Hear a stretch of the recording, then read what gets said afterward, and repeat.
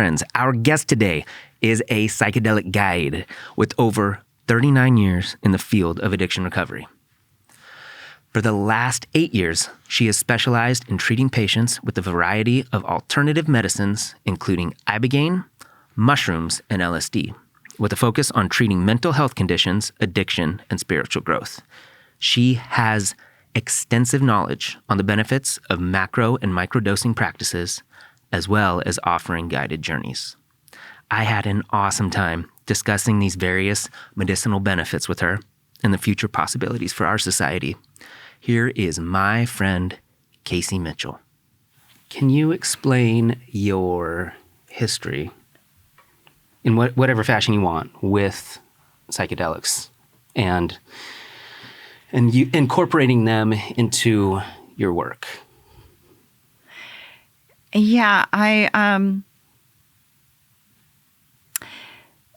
so I've been in abstinence-based recovery since I was 18 years old. And what goes, there's abstinence-based recovery. People look at it like a lot from just the perspective from the, you get clean. You get clean or you get sober. And so there wasn't a whole lot of investigation about the underlying causes of that. 12-step talks about it being a spiritual malady, right? So that's good. But there's a lot of underlying causes to it. Mental health disorders, unresolved trauma. So about 7 years ago, I had a friend of mine that started doing some work with an organization in Mexico with an Ibogaine clinic.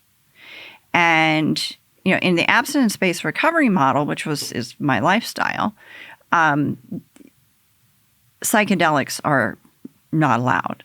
It's like if you do psychedelics, then you're not in abstinence. So when he started doing this, it was completely outside of my comfort zone, outside of my understanding.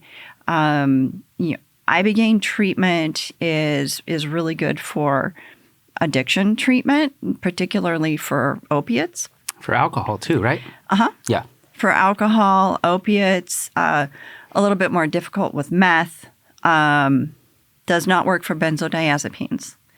And it's, good for psychospiritual treatments. So, people who are just wanting to have a spiritual experience. But it's a pretty gnarly treatment and medicine. Does Ibogaine act like a psychedelic? Does it take your mind a different place? Oh, yeah. Oh, I didn't realize that. Oh, yes. Okay. Yeah, it's considered one of the most powerful psychedelics on the planet. And is it plant-based? It's plant-based. It comes from the tabernacle tree in Africa. There's also some other sources for it. It is now being synthesized. Yeah. So, but it's, just the Ibogaine molecule, as far as I know. It comes from the Bwiti religion uses it as their sacrament. So there's people go through the process of being initiated into using the medicine. Okay. It's like a ritual almost, yeah?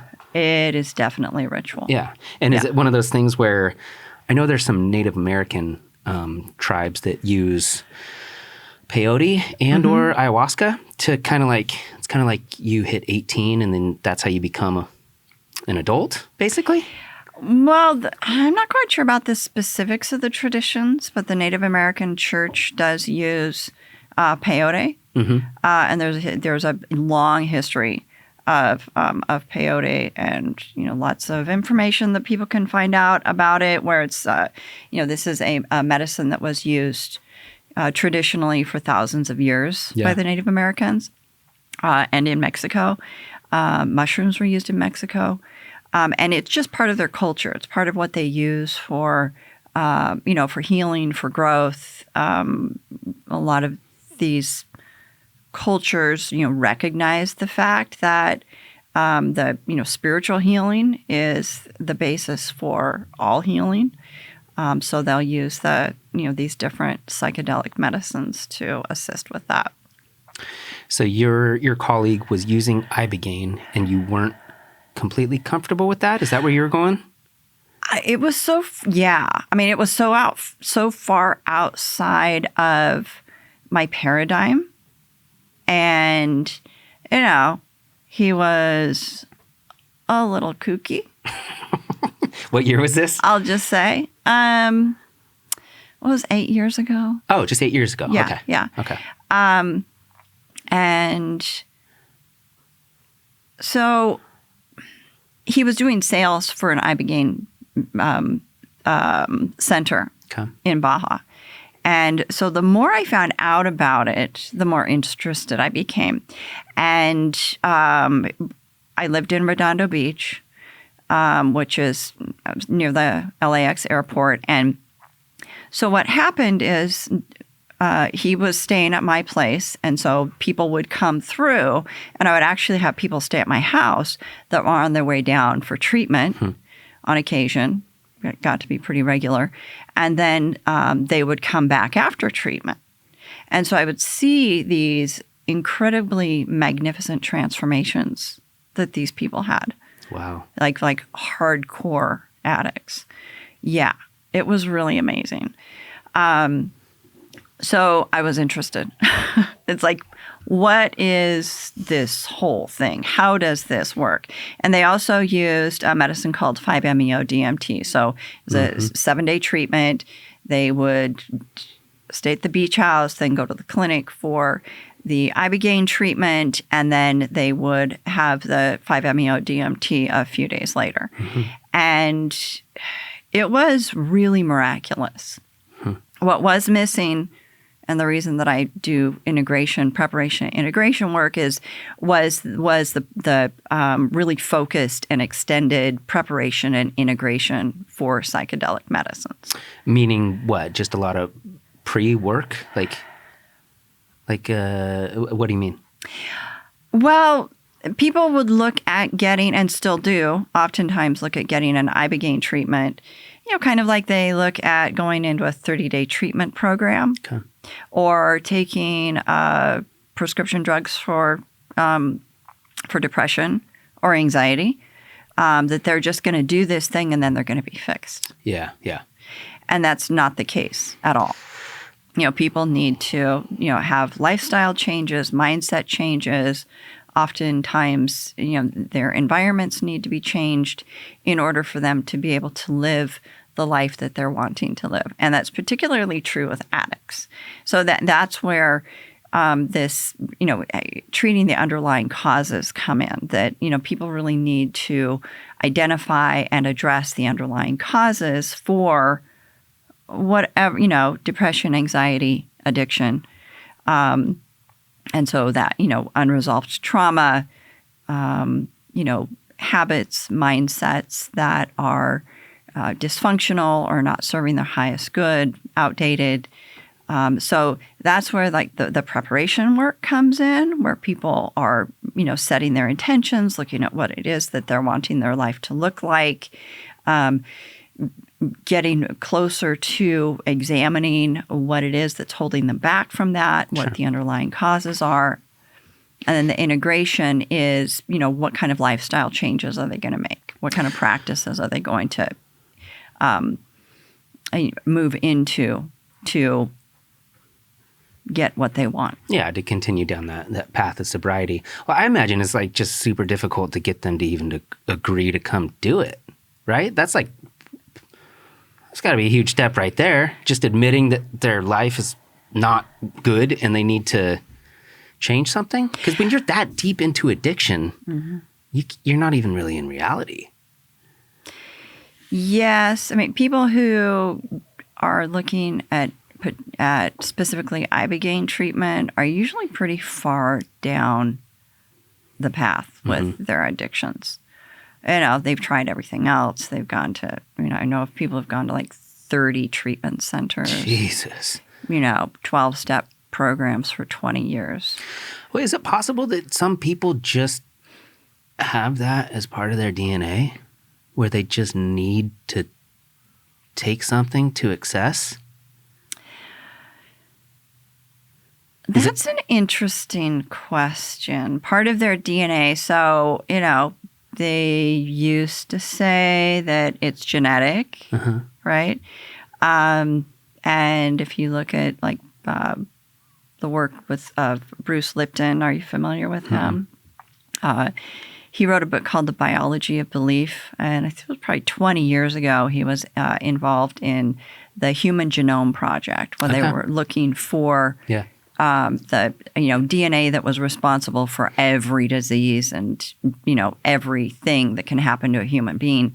And they found out that there was not DNA that was responsible for everything. That it's more about the nurture. So you can have these genetics in your system, but the environment is what will turn them on and turn them off. Sure. Yes, there is the, alcoholism. There's a phenomenon of craving, physical allergy. So there is a physiological basis for addiction. People will have, low dopamine, low serotonin, lowered dopamine receptors. So when they take a substance, alcohol or drugs, it's like, all of a sudden they feel great and amazing and awesome and normal. Yeah, because it is awesome. That's why we do it. Yeah. So, there is a physiological, element to it, but that's not the only thing. Mm-hmm. So it's like I do what I call holistic addiction recovery. Really holistic, life transformation, holistic everything. So I help people look at the entire picture. Sure. So do you use Ibogaine now? No. No, you're still not a fan of that. What are your methods? No, I am a fan of it. It's Ibogaine and Iboga. They're very, very strong medicines. Yeah. And I would say, it's like they're pretty specific for, what you're wanting to use them for. So there's macrodosing and there's microdosing. Mm-hmm. And with Ibogaine, there's flood doses. So that's what the clinic was that I worked with. And you need to have your heart tested, your liver enzymes tested. Wow. Yeah, be in a clinic or some kind of a setting where you have heart monitors on, have, an emergency plan in place. So that's a flood dose of Ibogaine. So it's a thing. And how long of a trip is that for a flood dose? Ibogaine, so it's about the actual flood dose experience is about 12 hours. Okay. But then you have what we refer to as the gray day. So you could really look at it like 24 hours. Okay. Because then, the 12 hours after that, most people are just not functional, some less functional than others. And what are the experiences you've heard about? How do people describe what happens? Some I imagine it's one of those things you can't unless you do it. Correct. Yeah. Some people don't have any psychedelic experiences. So they get really disappointed because they hear about these stories where people have seen, like, they've been taken back to the beginning of time and taken all the way through the development of time. Wow. They met their ancestors, have just gone on journeys through, difficult things to describe. It's just like it doesn't make any sense. Mm-hmm. geometric, the sacred geometry being shown, just lots of different experiences. Mm-hmm. But I mean, all with the main goal of not being addicted to something anymore. So the thing with Ibogaine is that it resets the receptor sites to pre-addictive states. So people who have an opiate addiction, like 30 minutes after they ingest the Ibogaine, they're free from withdrawals. Most people. Yeah. Wow. So I wonder, why don't they just give that to Betty Ford Clinic heroin junkies who are detoxing? Why not just say, hey, you don't want to throw up for 6 days? Here's some Ibogaine. Well, that takes us into the Substance Control Act that was put in place in the 1970s. Okay. So all psychedelic medicines were put into a Schedule 1 in the 70s. So that was, LSD, Ibogaine, ayahuasca, psilocybin mushrooms. Mescaline. Mm-hmm. Yeah. Yeah. And if people do their research, what they will actually find is that was a political move, that it was to have control over certain populations of people. Cannabis is put in Schedule 1. Now, the thing, so you had the hippies in the 60s, right? Mm-hmm. Timothy Leary and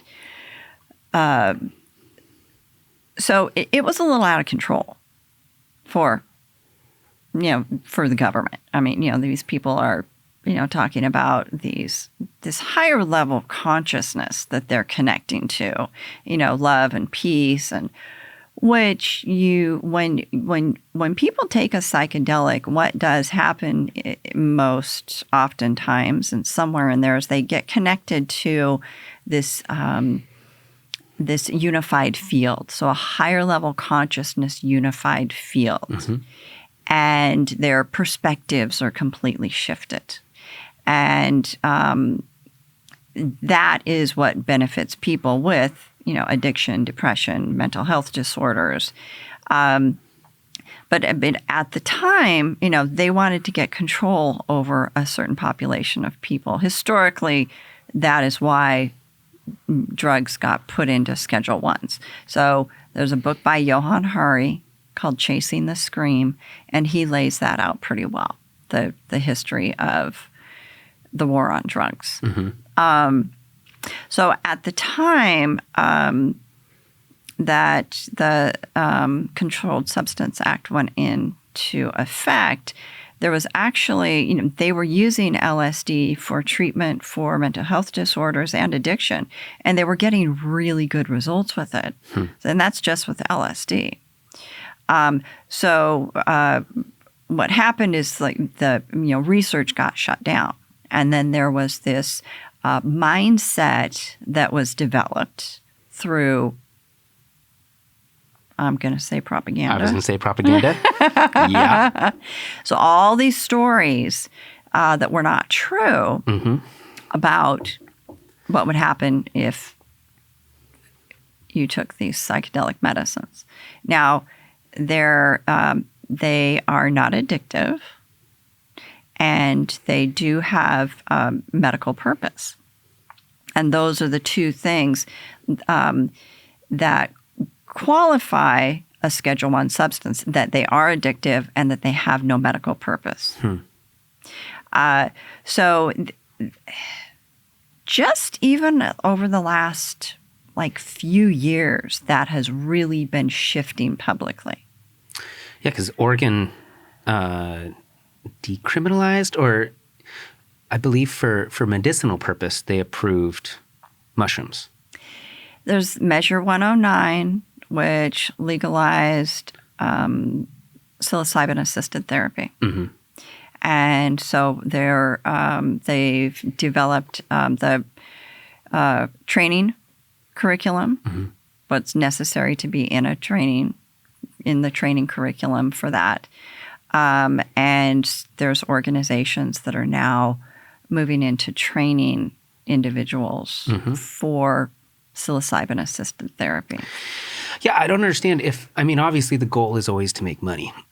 And if you have some sort of ailment, some sort of need for a drug, and you have to see a doctor and they have to prescribe something, what is the incentive to prescribe OxyContin or Vicodin or Xanax or any of these manufactured synthetic items versus using something natural? Like, if they could still make money off of it, like, who cares?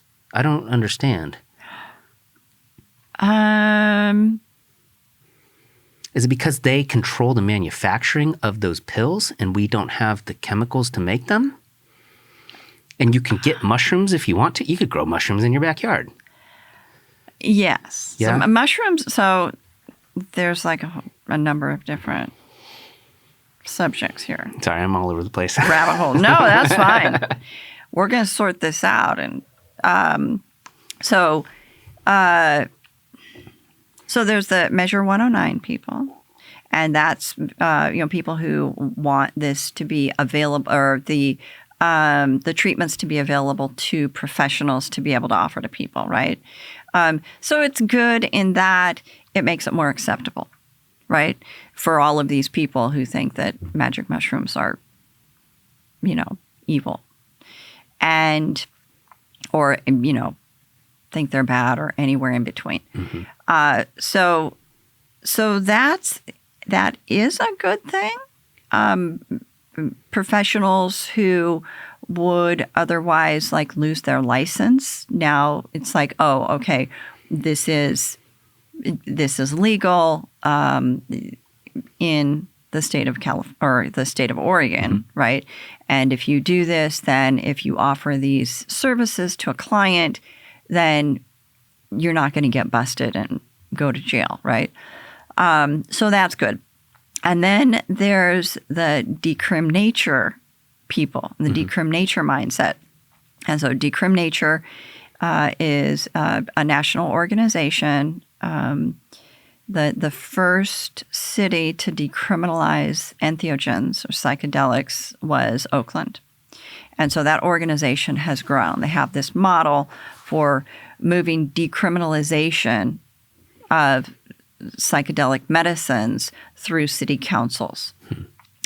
So, as we know, there's a lot of different, all across the nation, there's different cities that are moving into this decriminalized nature. Moving forward. Yeah. But what I mean is, like, why create that?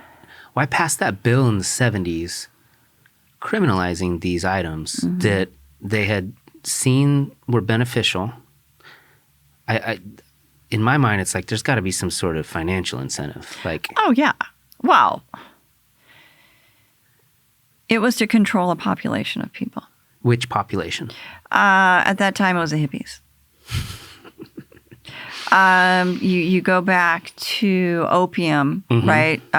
It was the Chinese population. Mm-hmm. And, there's a story in his book about Billie Holiday. She was addicted to opiates.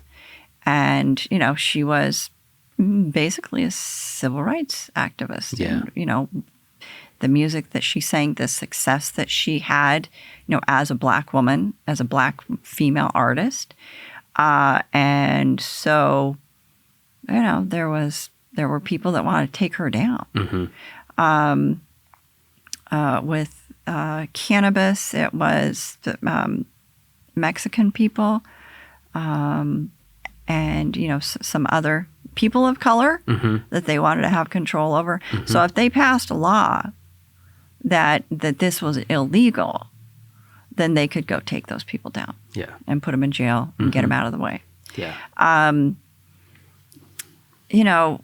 With opiates, with oxycodone, OxyContin, there's all of these lawsuits right now. I mean, countless lawsuits. So there's lawsuits against the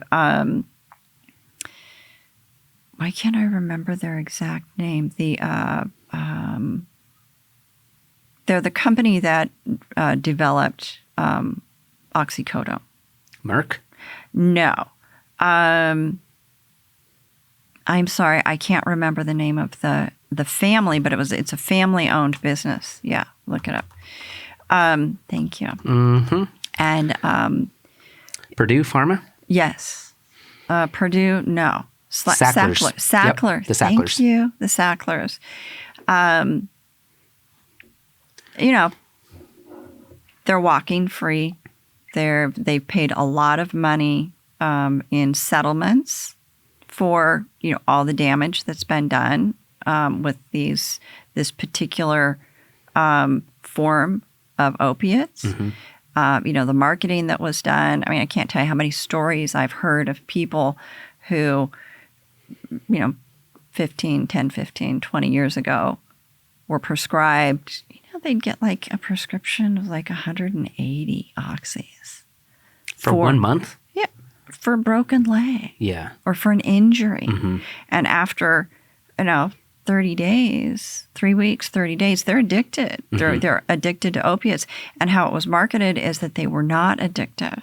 And that was one of the wonderful things about these oxys. How could a painkiller not be addictive? That seems ridiculous. That's what we think now. But at the time, yeah, that's not how it was marketed.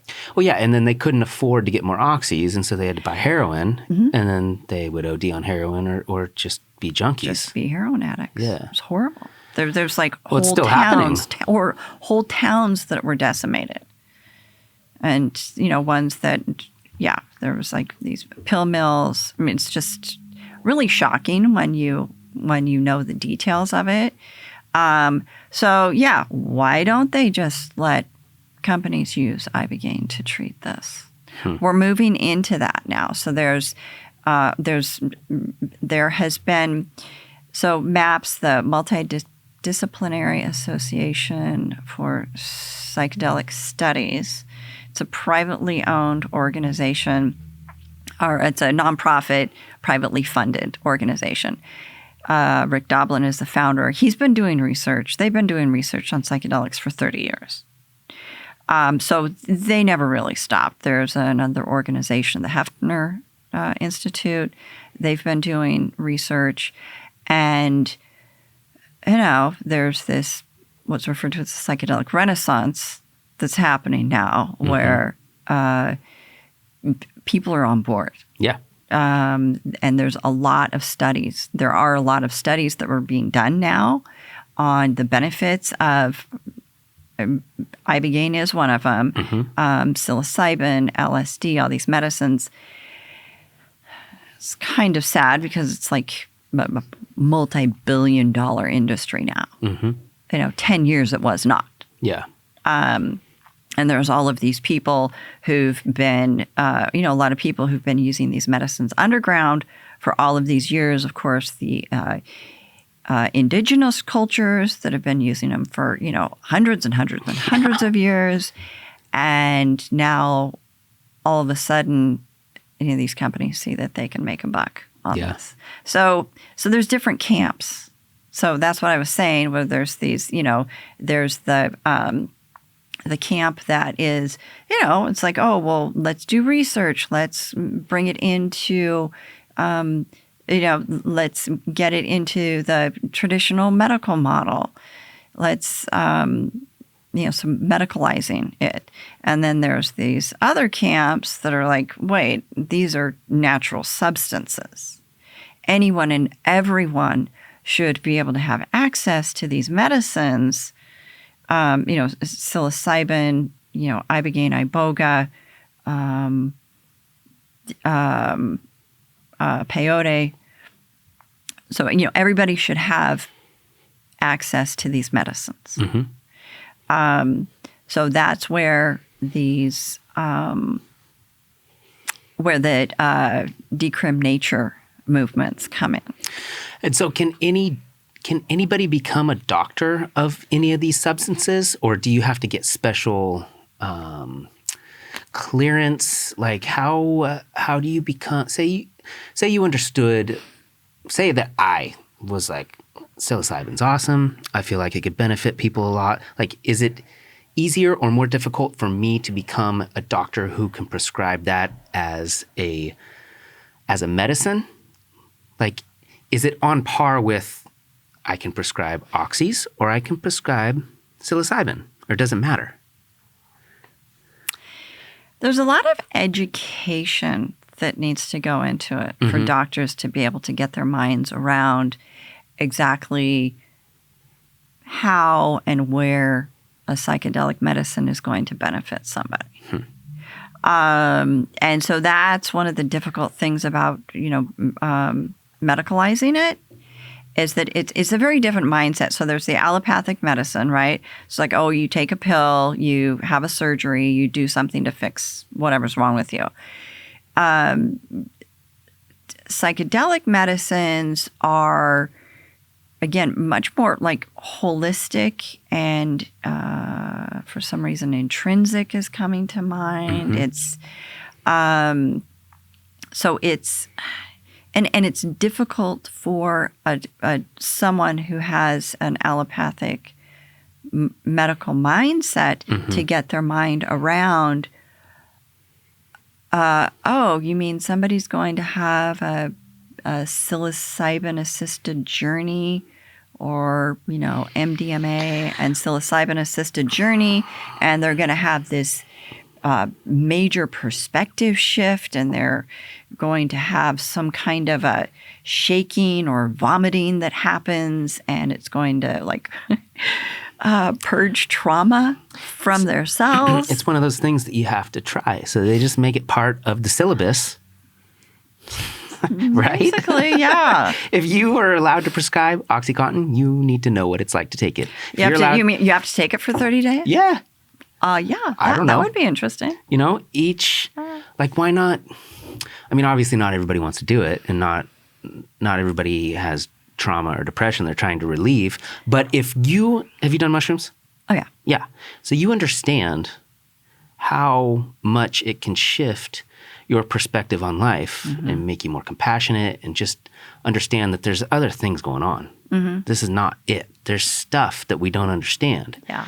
And if you have done mushrooms, you and I can talk about that, and we both know what we're talking about. Yes. But if somebody was sitting here that hadn't done it, we can't explain it to them. No, you can't. I was trying to explain it to my parents over the weekend, and I was like, I can't tell you. Like, I can try to give you what little insight I have, but I can't. It's the same thing with, you can't explain to somebody who doesn't have a kid how much you will love your child. Yeah. It's a different type of love. And if you've done mushrooms, you can't quite grasp what it is and how it changed your life, but it makes you different in a good way. Yeah. Well, you can't explain it. And then for a lot of people, I would assume your parents, who have all of these layers of myths about the medicine. For sure. That's one of the great things about, there's some great things about Michael Pollan's book, right? How to Change Your Mind, where it's, he's this, famous writer, and he's doing these medicines. And so it made it very acceptable for a lot of people. Sure. And so there's that aspect of it, that the chipping away at the myths, and then the, bringing out of the truth about it. Yeah. So we just need to get mushrooms to Obama, Kanye, and Trump, and we'd all be good. They'd be spokespeople.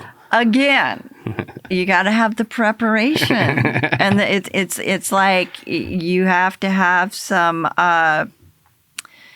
You have to fertilize the soil. It's one of those things where because the thing is, people who get dosed and don't know. They don't know what the fuck is going on. They don't know that's what it is. Yeah. I mean, they used LSD. This is back in the 40s and 50s. They used LSD. They actually did give it to the therapists. And so they wanted to give it to the doctors and therapists so that they would know what it was like to feel schizophrenic. Hmm. Yeah. But I mean, they knew they were getting it. But like, if you don't know that you're getting it. Yeah, but I don't know that you can put that on par with being schizophrenic. Because can a schizophrenic person explain to you what's going through their mind? Yeah, I don't think it's the same thing. But I don't know. I'm not schizophrenic. I'm not either. But that's what they identified, is that, oh, well, it's, not having control of your mind and, seeing and hearing things that you don't see and hear in your normal state. That would be awful if you just tripped all day, every day. That's the beauty of it, is that you come back. You travel to the other realm. You go, oh my God, there's other things happening. Yeah. And then you come back. And then you're so appreciative of this simple thing we're doing. Because there's something else going on. Yeah. Yeah, it's a complete perspective shift, which is really important. So they, they talk about the default mode network being knocked offline, right? So psychedelics, so the default mode network is basically the ego. It's the way that we think things are and our life strategies. So when you take a high level of psychedelic medicines, the default mode network is knocked offline. And, with psilocybin, you have access to all these different parts of your brain. And then the way that I see it, you have, access to the all that there is, or, universal life force, or whatever you want to call it, God. And so you have a completely different experience of, like you're saying, of, what we deal with, like, oh, well, this is a table and this is what I should be wearing and this is how I should be talking and acting. It's like all that shit's completely wiped out. And, there is the benefit to that, because there's so much of this default mode network that we have that's inaccurate, dysfunctional, it's ego and survival. And so when you move into this higher level perspective, it's like you're shot into this space where it's like, oh my God. You mean it's okay if I don't wear makeup? Yeah. I mean, you don't want to run around the streets naked, but yeah, it's no. It just anytime I try to explain it to somebody, you question why we do what we do. There's so many things you do on autopilot all day long that you don't even know you're on autopilot doing, and then you eat some mushrooms, and you start to ask why do I do that thing? Why like you just become more. You become more curious. You become a 4-year-old that doesn't know about the world. And you're like, oh shit, why do leaves grow? Yeah. And you're like, everything becomes more simple and easier to understand and beautiful in a way. Yeah, and interesting. Yes. And yeah, it's really beautiful. Yes. Yeah. Yeah, and so Or it can be. It can't. Well, I mean, it can go sideways. Well, people who have considerable layers of trauma. Yeah. There can be really difficult journeys. But that's where integration is so important. So community. So I run a number of groups with Portland Psychedelic Society monthly. I think community, hearing other people's stories, being able to share your stories, connecting with people, and then, working with someone like I'm a integration coach. So, being able to sort out the information and lessons that were in a journey and a specifically difficult journeys is really important, because people say, oh, I had such a bad trip. And I don't personally believe in bad trips. I believe in trips that aren't integrated well. Sure. Because it's all happening in your mind. If something doesn't go the way you want it to, it's because there's something that you haven't figured out or dealt with. Well, psychedelics can unearth deep-seated traumas that people didn't know they had. Yeah. Or, if they have trauma that's being stored in their tissues and cells in their body, and then that gets like busted open. As then, people need to have some community with that, or assistance with that. So how does that work out then if you are someone with deep trauma and you choose this path to explore yourself and figure out what's going on in your life? What if these people have bad trips? Do they come out worse? Do they come out and evaluate what happened and try to make sense of it? Oh, it depends on who they are and where they're at in their stage of healing.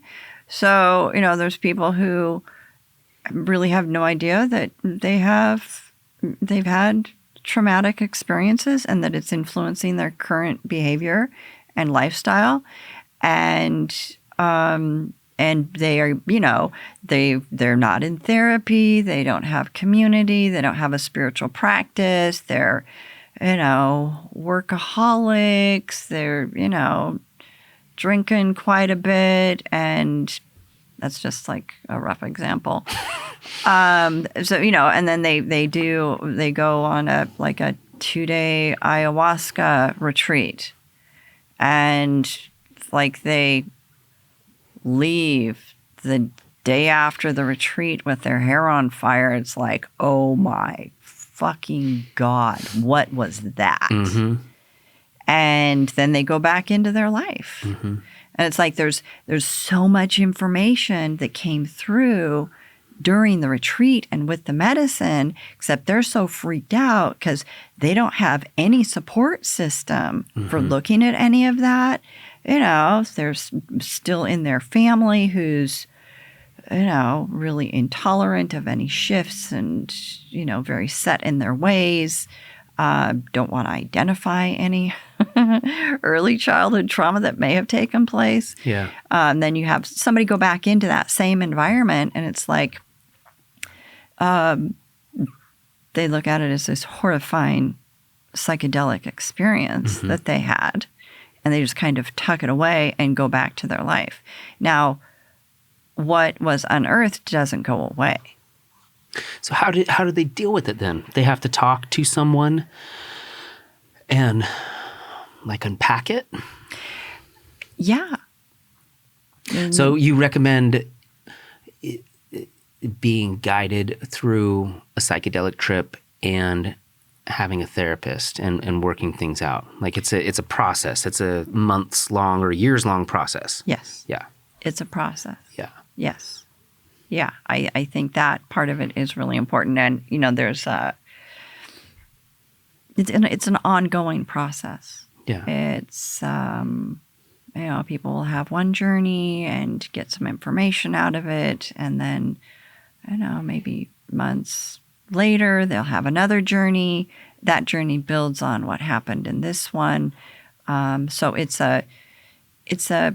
can be a spiritual practice for people. Other people, they just go and they do an ayahuasca retreat for, 7 days in Peru. And that was just what they did, and they feel enlightened, or more enlightened than they were before. They're, maybe they realized that they needed to make a career change or get out of a relationship, or, saw things that resolved this trauma, and then they just go on their way. So I know that different things have different purposes, but in your experience with everything you've done, what do you feel is the most beneficial? Can you just say one item takes care of stuff? No, they have different purposes. Yeah, and it depends on the person. It depends on their level of education with the psychedelic medicines. This preparation and integration subject is really important. Like, do they have a lifestyle of integration? Where they're, meditating and journaling, and they have a therapist or a coach or both. Mm-hmm. They have a community that they connect with. They've messed around with some, like maybe what I would refer to as museum dose of psilocybin or LSD. So that's just smaller. It's just like a recreational dose. Somebody like that, it's like for them to go and do, like a 2-day ayahuasca retreat. It's like, oh yeah, they have the mindset and the knowledge, mm-hmm. and they've had the experience. Like I was talking about before, somebody who doesn't have any experience or knowledge about it, no lifestyle integration, has never done psychedelics, for them to go and do, like a 2-day ayahuasca retreat. Might be kind of scary. Could be a little disturbing. So, yeah. And there are the different medicines. So a couple months ago, I hosted a panel with 3 of my friends for 5-MeO-DMT. And so 5-MeO and Ibogaine are the 2 most powerful psychedelics on the planet. Mm-hmm. So the 5-MeO-DMT, people are shot into this expanded consciousness. Yes. Ego completely melted away. And so you take somebody who's like a major control freak, has control issues. I'm sorry, I shouldn't have said major control freak. That's right. Old terminology. But you take somebody like that and give them 5-MeO-DMT, and they could potentially just fight it all the way and not have this incredibly enlightening experience. Mm-hmm.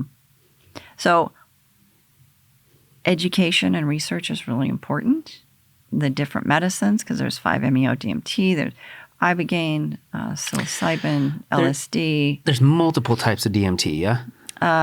Yeah, there's NN-DMT and then 5-MeO-DMT. I did DMT one time. I don't know what it was, which kind. I didn't even know that's what I was taking. Oh, that must have been interesting. It was intense. And I didn't know how long it was going to last. And I thought I wasn't coming back. And it was fucking terrifying. It was anywhere from like 10 to 20 minutes. Excuse me. But yeah. That was probably 5-MeO. Yeah. Yeah.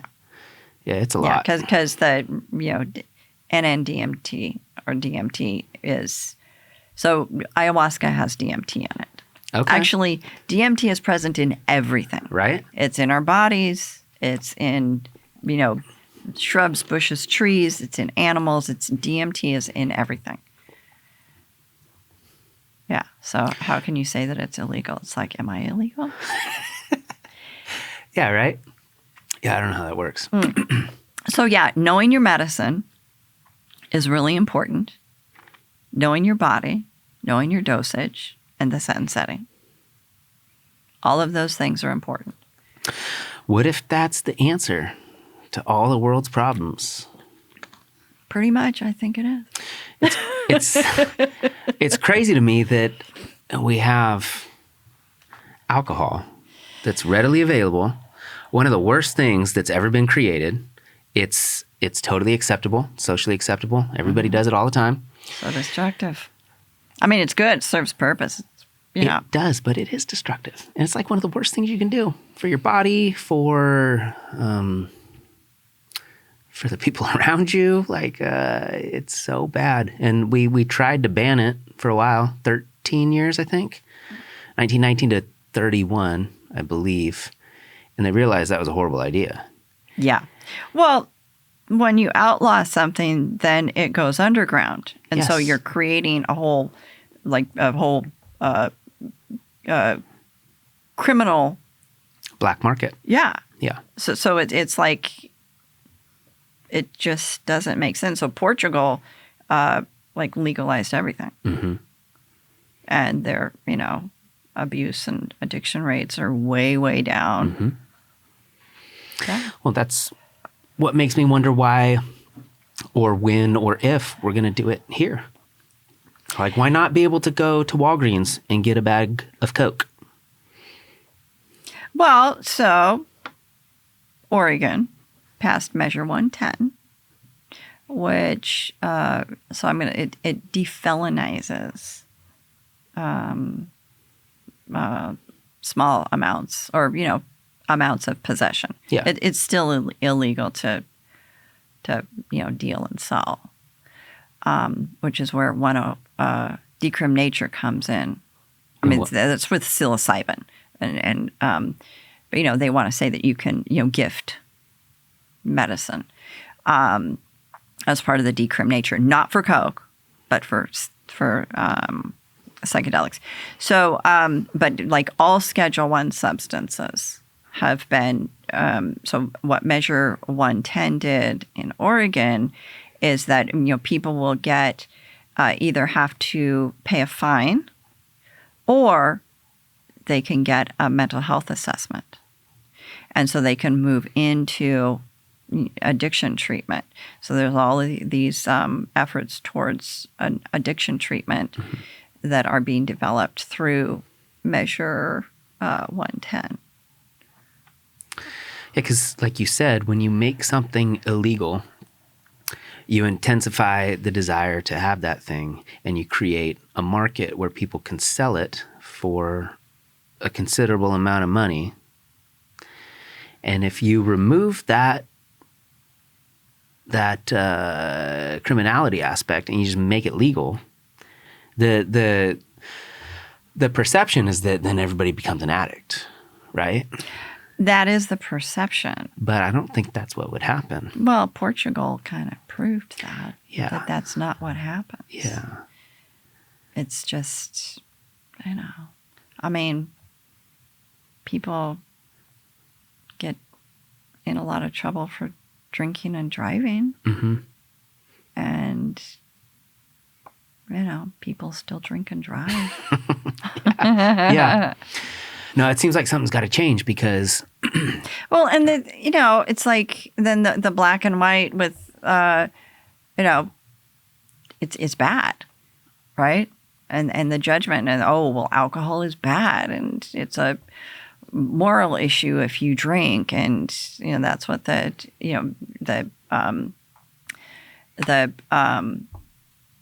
can't think of the name of the organizations that would say that, right? That would back when there was when it was illegal to drink alcohol. So it's like, well, it has its use, and it's beneficial.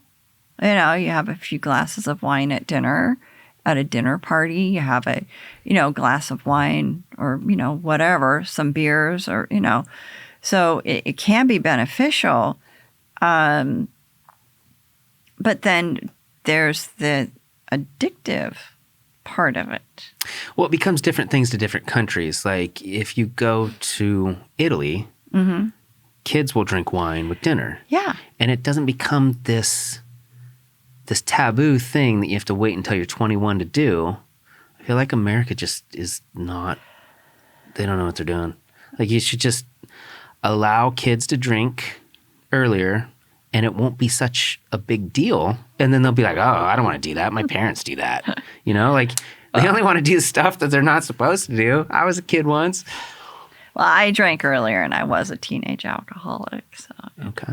But you turned out all right. I turned out great. I'm like fucking amazing.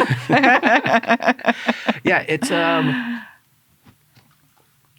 just like, I don't know what has to change, but something has to happen. I think it's just, being honest. mean, just being honest. It's like, tobacco, right? Like, well, people are addicted to nicotine, and we now know that it's deadly. Smoking is deadly. But if you take tobacco, if you outlaw tobacco, if you outlaw alcohol right now,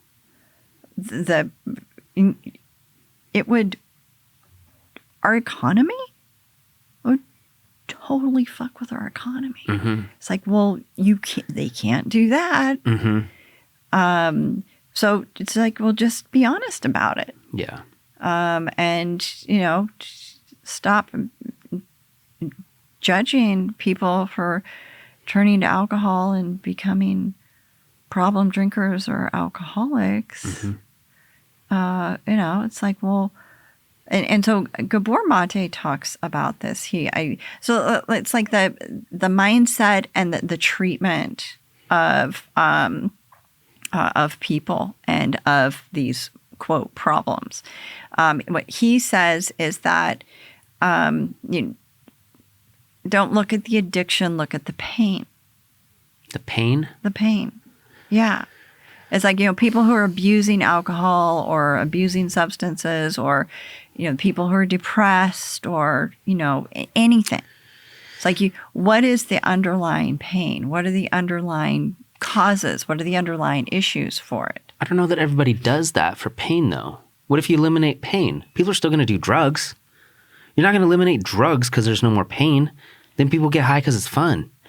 Well, if people are getting high because it's fun and they're being responsible for it, then it's like, great, more power to you. Right. Do that. If people are drinking because it's fun and they're being responsible, it's like, great, do that. Yeah. If somebody's like wants to use heroin, or, and they can do it responsibly and because it's fun, then do that. Do you know who Dr. Carl Hart is? Yeah. He uses heroin. He's a well-respected doctor who doesn't abuse it, but he likes it. Yeah. He uses it. Exactly. Yeah. If you can do that, then do that. Yeah. But there's just so much, there's this judgment that's around drug use, so people don't get help. They don't get the help they need. It's terrible. It's criminalized. Yeah, I think it just goes back to money. If there was a way to make money and not allow people to I don't know. It just feels like there's a constant desire to keep people in a place and somehow profit off of that. Because you don't want anybody questioning the system. You don't want anybody putting a chink in the chain. Like, just you do this thing you're supposed to do. Keep being a consumer. Buy stuff, and don't have any weed, or we'll put you in jail. Yeah. Don't relax. Don't use it for your pain. Don't use it for your anxiety. Don't use it for your sleep. Take these pills. Take these pills that we made. We're gonna make a lot of money off of them. Yeah, it's a weird situation. So the addiction treatment industry, it's crazy, multi-billion-dollar. I mean, billions and billions of dollars. And you look at it and it's like, okay, people get addicted to the oxys. They're alcoholics, right? So there's, people who make money off of all of that, right? And then you go into treatment. So there's all the treatment centers, the insurance companies make money off of all of that. Yeah, right. Oxys, doctors, pharmaceuticals make money off of that, benzos. So there's all these people that are making all this money off of these individuals who become chemically dependent on medications or alcohol, heroin, and then it's like, oh, well, you're an addict. Oh, you're an alcoholic. and there's something really wrong with you, and you have to go through this treatment center. And it's really horrible because there's all of these people who are making money off of somebody becoming addicted. Mm-hmm. It's like, there's good treatment centers, but there's, shitty treatment centers. So what would you recommend? What, in your experience, what has been the most life-changing chemical that is... Actually, before... I feel like I'm talking a lot about addiction, but can I just talk about the depression? Yeah. So depression, anxiety, sleep issues, right? Okay. So there's lots of pharmaceuticals that are prescribed for all of those things, like the antidepressants, sleeping meds, just like a lot of prescriptions, right? So there's the doctors, there's the prescriptions. So there's like all of these people that are making money all down this path. My experience is that, and then, the Subutex and Suboxone treatments and methadone treatments for addiction, same thing. All these people are making a lot of money off of this. Psychedelic medicines get to the root of the problem for people. And if they have an efficient integration practice, then they're getting to the root of the problems with addiction, depression, anxiety, blah, blah, blah. They're not, and I can't tell you how many people I've known who, and I'm one of them, where antidepressants just really didn't work for me. Barely even took the edge off. And I've had chronic clinical depression on and off throughout my life. And so psychedelic medicines, there is a way, it's not a quick fix, but there is a way that will support people with a lasting shift for them, with their depression, with their anxiety, with their addictions. Now you can ask me the question. No, I was thinking like each one of those psychedelic experiences offers a different path or a different way to something. Yeah. And you, like you said, take different things for different ailments. But I guess I'm going to go a different direction. Can you explain what it's doing to the brain? Like, what is it? Is it opening up? The way that I always explain it to somebody is like, if you had to go to the grocery store, you had to drive to the grocery store every day of your life. That one road. Yeah. And you're just driving there every day. Mm-hmm. And then when you take mushrooms or some sort of psychedelic, you now see that there's 1,000 roads exactly to the grocery store. Yes. So you're just taking different roads. Yes. So, you're basically just opening up pathways in your brain. Yeah? That's exactly it. Yeah. So so the default mode network gets knocked offline. So we're talking about macro journeys versus microdosing. Well, but microdosing kind of does this too. But so with a macro journey, right? Default mode network gets knocked offline. Like you said, you go, oh, wow. There's a lot of different ways to get here. But you have to be exposing yourself to that information also. So,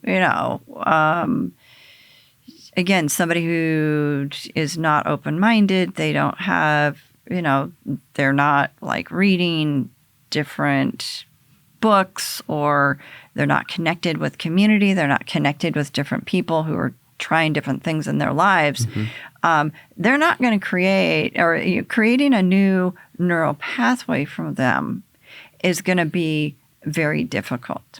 So it's about the information, like what you're putting in. Does that make sense? Sure. Yeah. So, and there's base practices that help support finding these different paths. Meditation is a very important practice, in my opinion, to clear the mind and keep the ego cleared, and connect with that innate healing wisdom and this higher level consciousness. Yes, you want to create these new neural pathways. And so psilocybin actually does assist in creating new neural pathways for individuals. Okay. And so what you want to do is create these new ways of thinking. So like, say you think that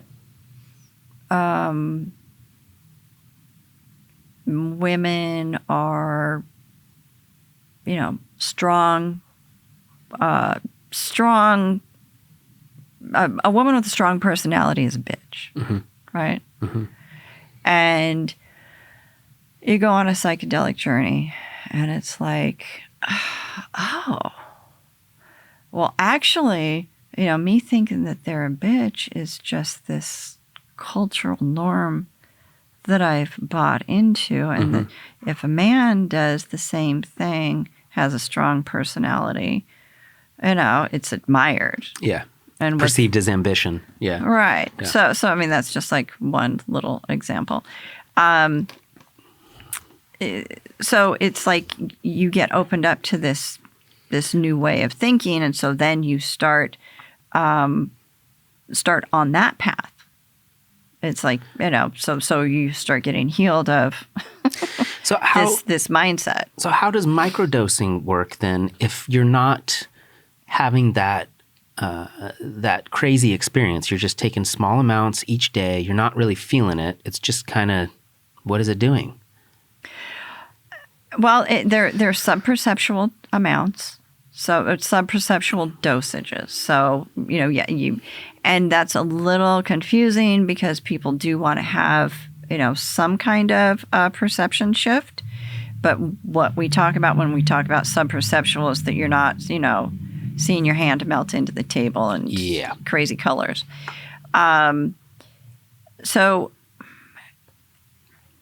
the effect with microdosing is very subtle. And so there's a lot of what's referred to as social research that's been done. Millions of people microdose with psilocybin, mostly with psilocybin and LSD. Those are the most popular medicines. Those are probably, period, the most popular medicines, most accessible. So there are very subtle shifts. This is where a lifestyle of integration is important to have practices in your life where you're going to be inviting in whatever shifts happen. I don't think that we can explain exactly why it works, but the evidence through social research is overwhelming.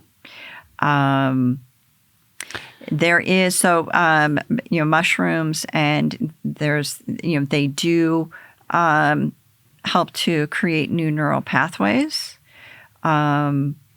It's almost as effective as antidepressants in most cases, right? I have known people who have gotten off of antidepressant medication as a result of microdosing. Yeah. Yeah. So it makes you wonder if that wasn't just like part of human diet for a long time, and we were just all chill and hanging out and everything was great. And we like forgot where they were growing. We're like, oh yeah, we don't need those anyway. And then like Caesar comes along, Genghis Khan comes along, like people are killing each other. Like, where'd the mushrooms go? We just need the mushrooms back. Makes you wonder. I mean, the mycelium network. I mean, so there's the mycelium network, right, underground, and then the mushrooms are the fruiting bodies. Mm-hmm. So, like, if you do research about these mycelium networks, I mean, shocking. They're interconnected. And huge, gigantic. I mean, just like miles of these mycelium networks where, these mushrooms just will, fruit. Yeah, when you pick it apart, it's insane that you could eat something that grows in the ground and have a completely different experience. Yeah. Well, and so you look at the Maria Sabina, who is the person that helped, I can't remember the guy's name, who went to her village in Mexico, she went ahead and had a psilocybin journey with him. And he was, I should know the details of all this story, and I don't. Just look up the story of Maria Sabina, and you can find out information about it. Anyway, so he came back to the United States and wrote an article about his magic mushroom journey. And then he also published a picture of her. Now, she was, this is a very sacred medicine for her and their tribe. And it's just part of who they are and what they do. It's just a part of their culture. It's not like it is here where it's like, oh, let's go trip on magic mushrooms. Mm-hmm. And then it's outlawed. And, it was just part of their culture. She was kicked out of her tribe, kicked out of her town. Wow. Yeah, it was like horrible what happened to this woman once she was exposed, because people started going down to this town and they wanted to know about these magic mushrooms. So I'm sorry, I don't remember exactly where I was going with that.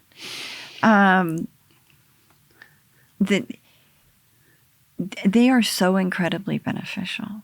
And it's just, it's just like getting, I use community as a, like an analogy for the mycelium network. It's like, just get plugged in. Mm-hmm. Just get plugged into people and to a community. And the, psychedelic communities that are active now and growing are just phenomenal. Mm-hmm.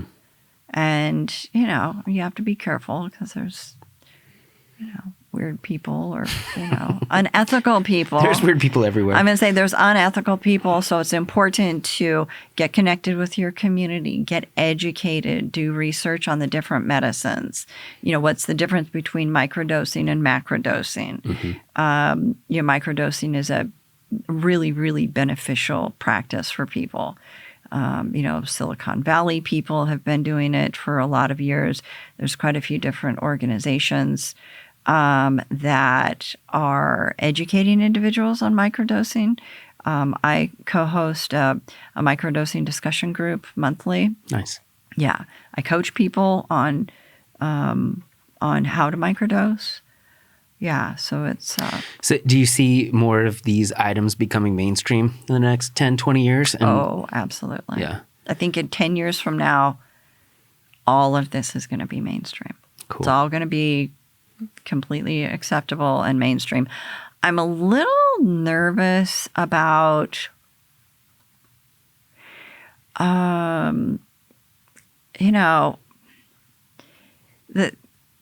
on this 5-MeO panel that I did, we were talking about how our like Western medical minded practitioners going to handle the set and setting for somebody who's on a psychedelic experience, because so we look at like a healing crisis, right? You know, somebody's crying, somebody's like vomiting, somebody's, you know, like having some kind of a major purge in, you know, an ayahuasca journey or psychedelic journey. It's like, yeah, you're good. I'm going to stay here. I'm going to keep you safe and, you know, make sure that you have what you need. And, you know, that this is a medically sound setting. But Western medical doctors, it's like, oh my fucking God. You know, this person is vomiting and they're crying and they're hysterical and they should have benzodiazepines and give them something for the nausea. And it's like, no. I was just thinking that as you were saying that. I bet a lot of it has to do with the fact that it requires more time. A doctor can prescribe you any sort of painkiller and you go pick it up at Walgreens and you go home and you eat a couple and you lay on the couch. If you're going to go on a spiritual journey to figure some shit out, it's going to take a few hours and somebody's going to have to hang out with you. That's right. Yeah. Yeah. So that, I mean, that probably and you have to know how to hold space for that. Yeah. And that's something I'm a ceremony guide. So I hold space for people for that. And you have to know the ins and outs of that. So in some of these ceremonies, what do you do if it goes sideways? Have you ever had how do you coach somebody back from the brink?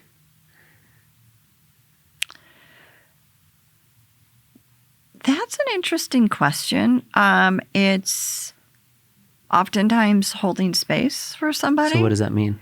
Letting them know that they're okay. Yeah. That it's okay. That this will be over soon sometimes is the message.